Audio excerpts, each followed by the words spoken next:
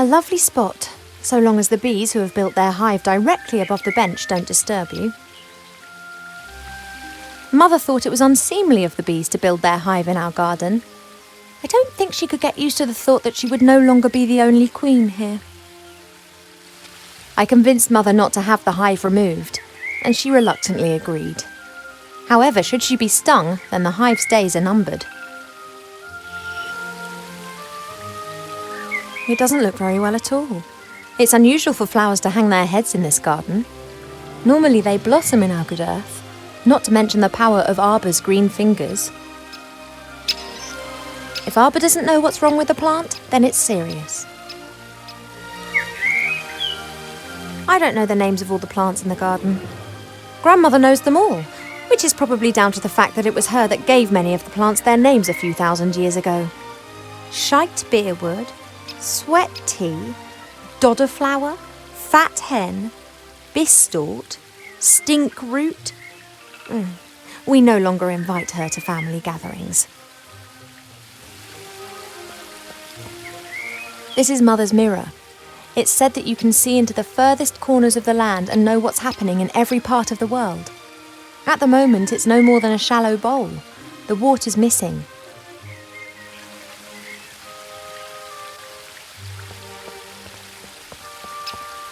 A handy smooth stone, Arbor's sheepdog.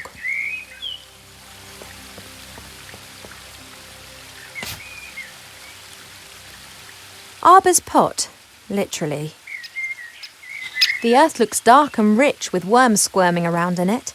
Presumably it's the best earth in the garden.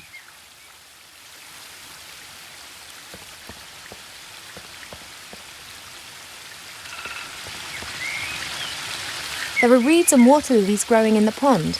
Naturally they were planted there. They don't grow in the wild so high up the mountains. I can't think of any use for a water lily, but a reed could come in handy.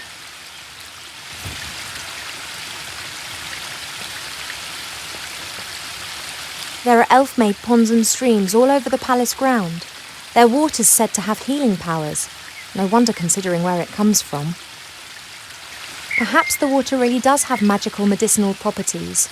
Even so, it can't protect me from what's going to happen. That's a weeping willow. It appears to be so content it looks anything but sad. The willow is stretching its branches up high into the sky with glee. One part of the waterfall's already lying in its shadow. If it continues to grow like that, it'll shade half the garden.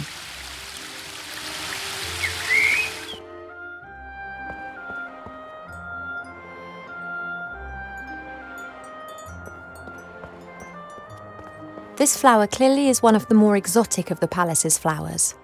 It comes from a country in the deep south beyond the deserts. It's said that the flower of this plant used to be sent as a declaration of war, or if one wanted to deprive someone of all sense. Why do so many people hate this flower? Perhaps it has an abhorrent smell.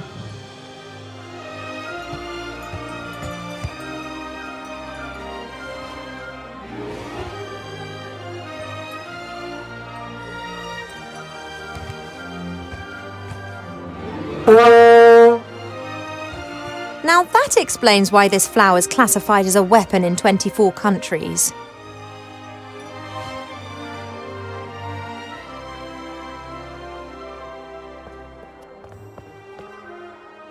What have we got here then? Aha! Ah! Almanac of Elf Medicine. That's what I've been looking for. Ow! Be careful, if you please. A speaking book? An ill elf? Ill elf? So I look ill. What's wrong with me? Take it easy, young one thing at a time. Young one, I'm older than you. And you look it too. I do? No, of course not, and I can also see no illness. But the mere fact that I've been fished out from the back of the shelf for the first time in centuries tells me that something is wrong. I haven't been feeling too well recently. I'm sleeping badly and have no appetite. I know that elves are very seldom ill, but if it's not that, then it must be some kind of magic or curse. Seldom ill does not actually mean never ill. Elves can, for instance, suffer from a broken heart. Oh, please. It is one of the most common causes of death amongst beautiful princesses. Oh, it must be something else. Sensitive elves can sometimes suffer from the pains of the world. There are a variety of ear infections, and of course it could also be lupus. But I think it is something else. Like what? To be completely certain, you must mix a potion and drink it. Are you serious? Very. Are you actually qualified to make a diagnosis? And why can you talk? I am a magical medicine book. That actually serves as an answer to both of your questions. I've never encountered a talking book before. Of course not. I am the only talking book here. That's the problem. In the magical library in Seastone, all books can talk. Things really get cooking there, believe me. You were probably given to us by someone from Seastone, right? Right. I was a complete idiot and actually volunteered. As I am a book about elf medicine, I didn't get much to do in Seastone. I thought to myself, hey, this is your chance to get some practical experience. Wrong. Yeah, we elves don't get ill much. And more than that, you don't actually have much time for books. This is the center of the elven kingdom, and just look at how paltry this library is. We don't have much use for books. We sing songs about times past, and many of us were there at the time.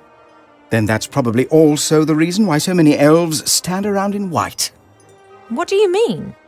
Allow me to elucidate. Over the years, the songs you elves sing will be changed and adapted, a little here, a little there. This editorial process is nothing more than refined elvish propaganda, presenting them as intelligent and morally impeccable. And who can prove otherwise? There are no other witnesses and there are no books. I demand to know this instant what sort of illness I have. Sometimes it's better not to know. I can take it. A placebo only works when one doesn't know that it is a placebo. Make the potion and then come back and drink it. Then we'll be sure. And if it's lupus? Have you been bitten by a wolf of late? No. Then it can't be lupus. No, I'm pretty sure it's something else. Now, that potion, drink it, and then I can tell you more. All right, this potion, what goes in it? It is very easy to make. You need to pound together the green fruit of a metis bush, a spoonful of honey and a red herring, and then mix with water into a viscous potion. Oh, that sounds revolting. It's medicine. It isn't supposed to taste nice. And if I drink it, I'll be well again? We will then at least know what is wrong with you. This metis bush, where can I find one?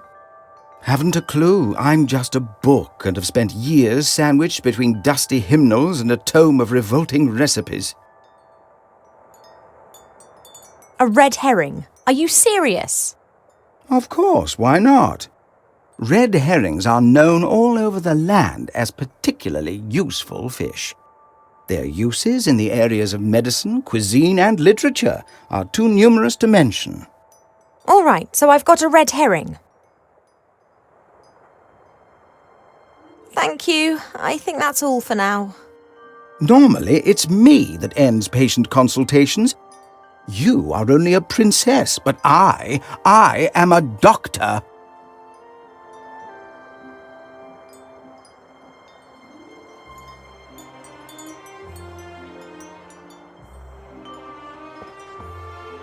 A few years ago, this dragon was causing a whole lot of grief. A bounty was put on its head, and all heroes of the land were encouraged to hunt it down. 40 brave warriors penetrated its lair and slew it. They brought the head to the palace where it was displayed in triumph. The strange thing was that a bit later more adventurers came carrying an identical head. Then more and more heroes arrived. A great example of the variety of our world's fauna. Some of the ideas Mother Nature has can be quite off the wall. Sometimes it's difficult to believe that some creatures in our world have developed naturally. They look as if some bored artist has dreamt them up. Several books about animals, an atlas, a book about humans, actually more of a brochure. And what's this? Fishing for the moderately talented.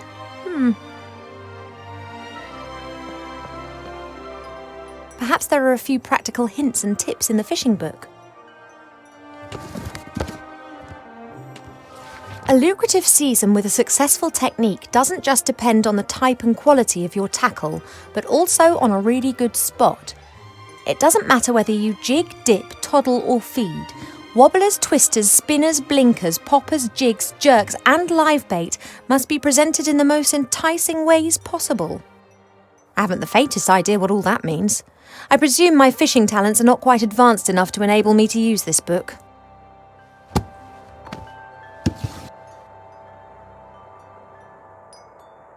Goldsmithing, masonry and a book about carpentry. Like all books in this library, it's a guest present.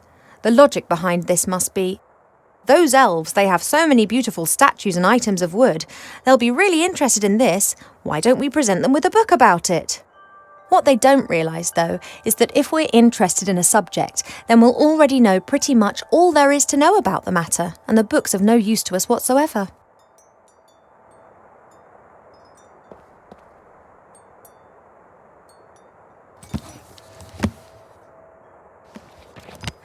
Working with wood. There's a master whittler down in the valley. I've enjoyed watching him in the past. He carves animal figures so real that humans and dwarfs believe that they are actually animals turned into wood. This one's more about interiors, making furniture and the like. Plane the wood down by a pixie's thumb and saw the board into 2 equal length pieces. Who knows what that might be good for?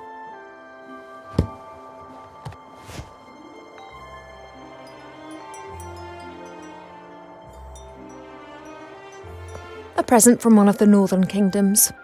Strange folk up there. The men climb mountains and shout foul-mouthed things in dragon's language at the dragons. I think it's some kind of test of courage.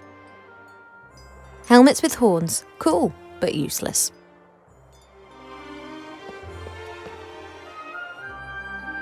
The Biggest Plant Book of Avantasia by Charles Mendel with illustrations by Alexander Bonpland. A standard reference book that Arbor always used to consult every now and then. However, he insists that he now knows it off by heart. Perhaps I can help Arbor solve the problem with that flower. Let's take a look.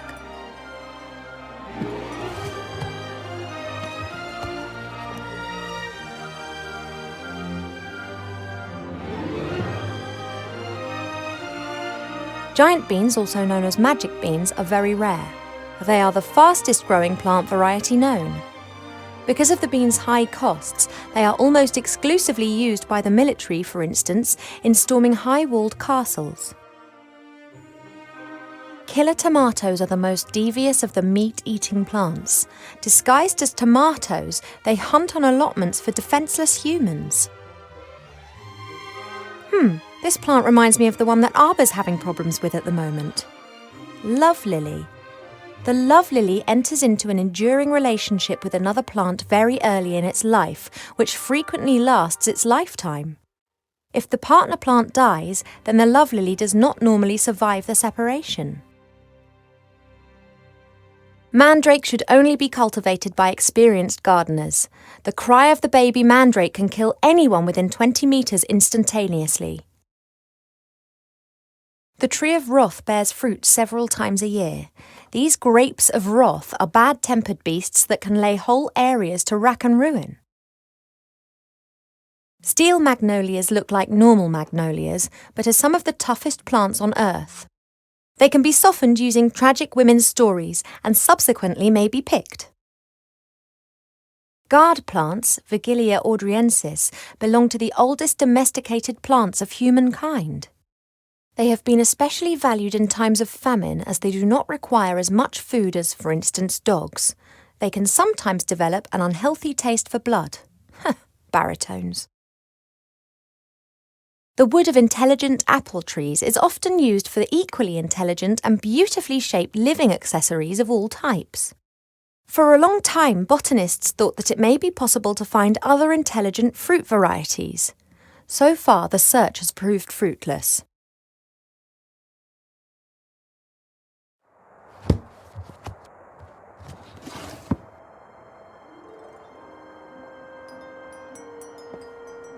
Swords of all the idiots who have tried to conquer the elf burrow. It's become less frequent over the last few centuries. Humans and dwarves appear to have learnt their lesson. There's a selection of cubes here. For a while, it was all the rage at official state visits to give geometric presents.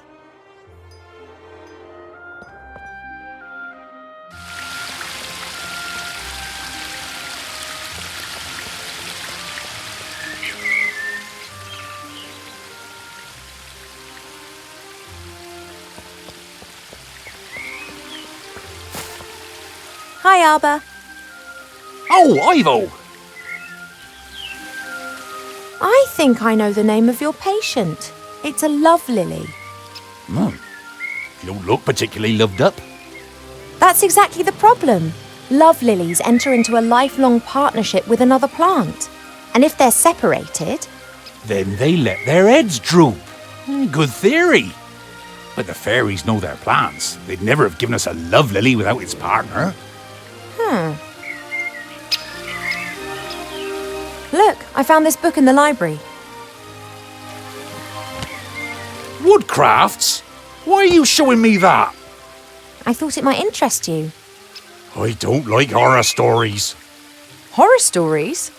Wood that has been clamped into a revolving monstrosity to be whittled down layer by layer to the core? What do you call that then? Sorry, never looked at it like that. Branches sawed off, boards nailed together, wood treated with chemicals. Sick stuff. If I were ill and needed to make some medicine, then you'd help me with that, wouldn't you? Ill? You're an elf. Elves don't get ill. But if I were... Oh, come on. Now tell me, how can I help you? Do we have a lettuce bush in the garden here? That bush over yonder. But that fruit's red. And what colour do you expect then? Green. Are they only green when they're not ripe? Nah, they're blue then. They're green when the bush senses danger. Pardon? The lettuce bush has exceptionally delicious sweet fruit. But if it thinks it's in danger, then they go green and very sour. Call it a defence mechanism. Ah, and the bush only has red fruit because it has nothing to be afraid of here. That's right. Do you know how I could get my hands on some honey? Try the kitchens. I prefer not to wander through the castle. Of course. Someone would tell your mother. Would that beehive in the tree over there be of any help? Oh, I'd be careful with that. The bees defend their honey and can give you a nasty sting. Couldn't they be distracted or tricked in some way? Beekeepers wear protective clothes and use smoke that calms the bees. But I don't have any beekeeper kit here. I just let the bees keep their honey and they pollinate my flowers. That's how we've always done it. I often see you fishing. Could you lend me your rod? Of course, if you bring it back in one piece. What's up? I was convinced that I would have to make my own fishing rod or that you'd ask me to collect a variety of mystical items in exchange for it. Why? It's only a rod. Thanks. Well, everything needs to be complicated, you know. There's something else. See you later, Arbor. See ya!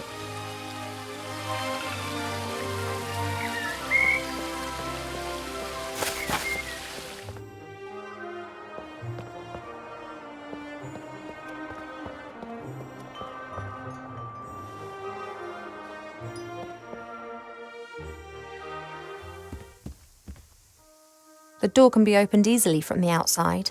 If it was up to me, it would stay open. This flower was given to us by the fairies, just like the love lily down in the garden. I bet they belong together.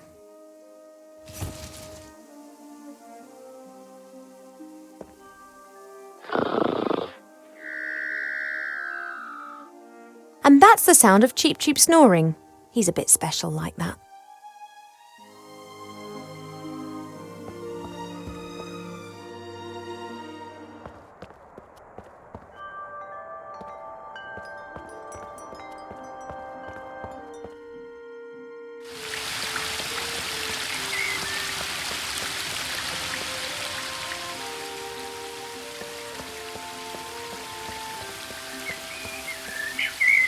Hi, Arbor. Oh, Ivo! I've got a flower here that could help you with your love lily. And? Yes, look. Look, do you know this flower?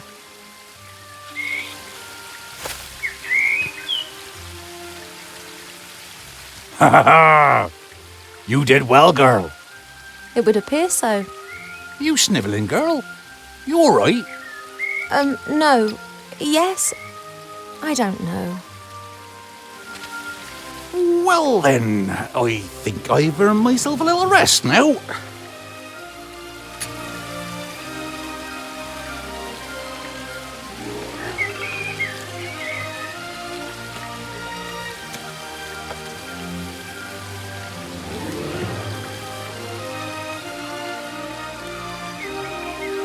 That's Arbor's little spade. He always leaves his stuff all over the garden, which of course drives Mother mad.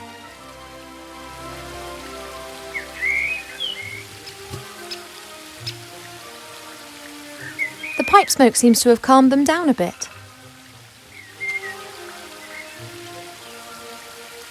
I don't really know much about reeds or pipes, but if I'm not mistaken, then those things are called pipe cleaners.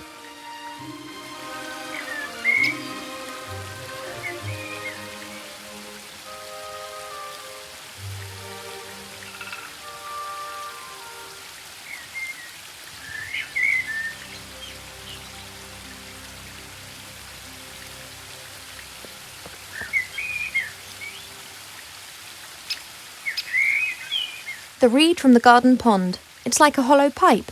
Well, pipes are normally hollow.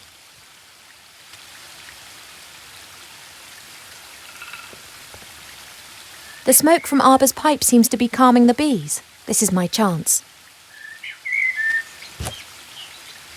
Hey now, you all right there? Sorry, had to do it. Well, I'm not happy about this destruction of nature. Not unless I get half of that there honey. I don't need any more. The rest is for you.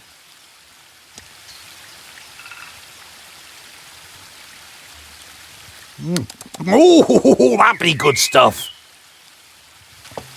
But that's enough. The bees need a bit too.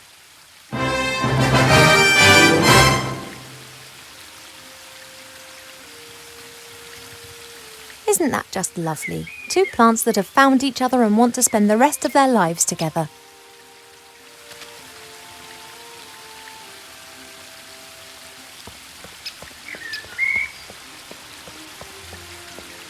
I really shouldn't... it's only Earth. I should tell Mother how her daughter... well, she'd be delighted.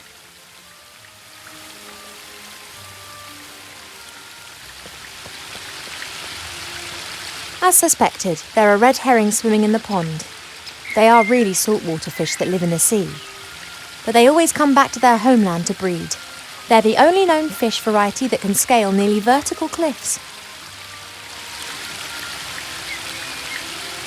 The worms provide a great lure and should increase my fishing success rate, whatever that is. I always hang one onto the hook before I cast the line out.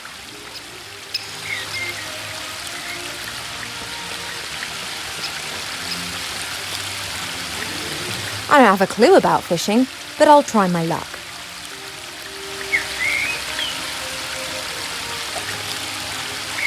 Just as I expected, nothing. On the other hand, Somehow I have the feeling that I now know what I'm doing.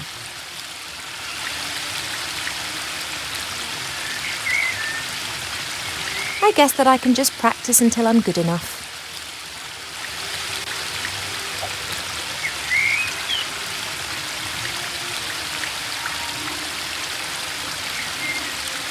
Or I could try to speed things up by learning more about fishing elsewhere.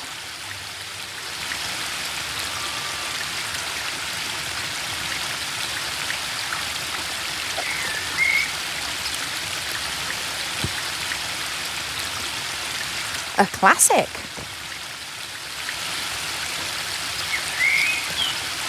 Red herrings are fast and slippery. Even elves can't catch them with their bare hands.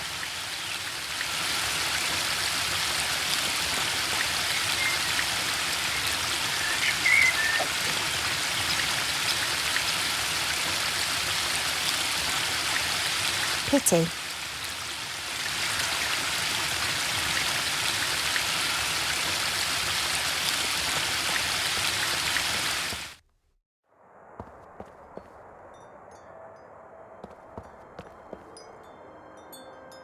Perhaps I have enough knowledge to now understand the book. Right. Aha, oh, twice in a row, then, that was educational.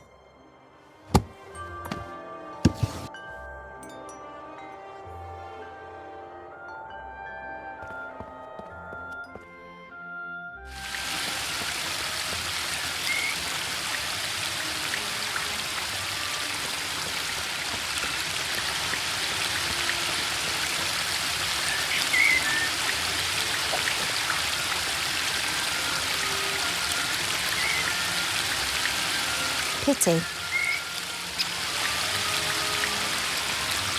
The worms provide a great lure and should increase my fishing success rate, whatever that is. I always hang one onto the hook before I cast the line out.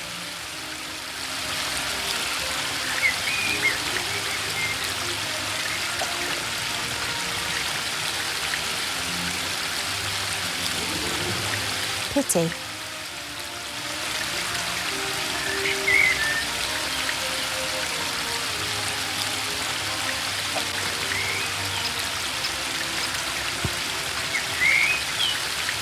A classic.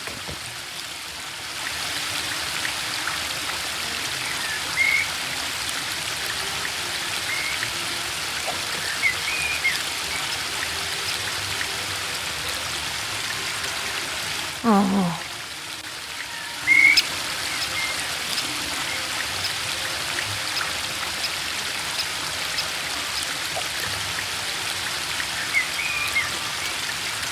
At last. Now I can tick the red herring off my list. I've got what I need, but this is so much fun. And perhaps I'll have a bit of luck catching other interesting things in the pond.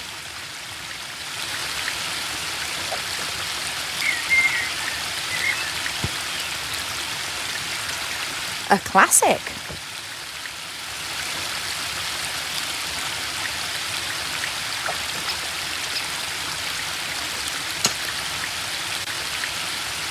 A classic.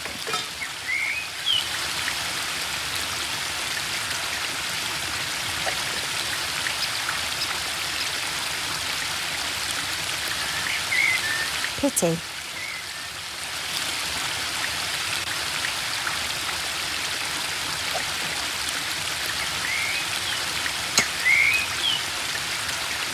A classic.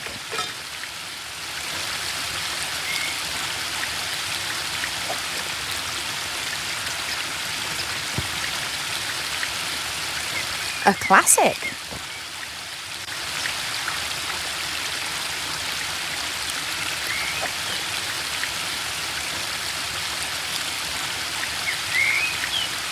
Nothing.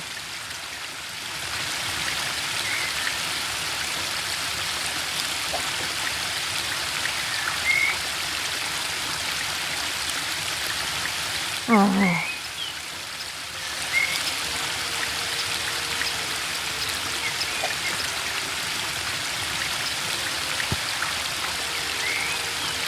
A classic.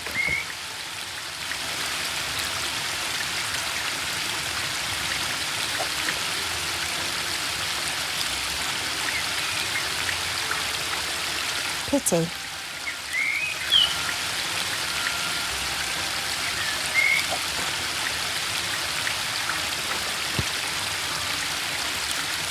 A classic.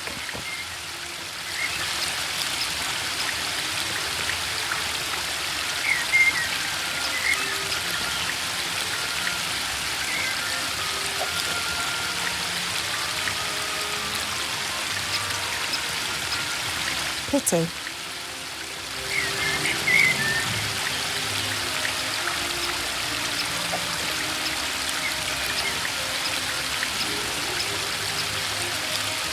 Oh.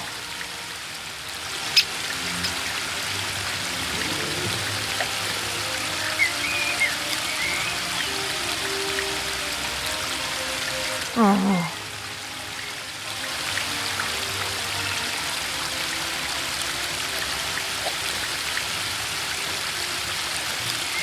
A fishing hat, which not so long ago I thought was extremely hideous. But now, I am the master of all rods, the ruler of the river and the goddess of the water! And what's more, I'm looking good. That's me and fishing done. I've reached my peak.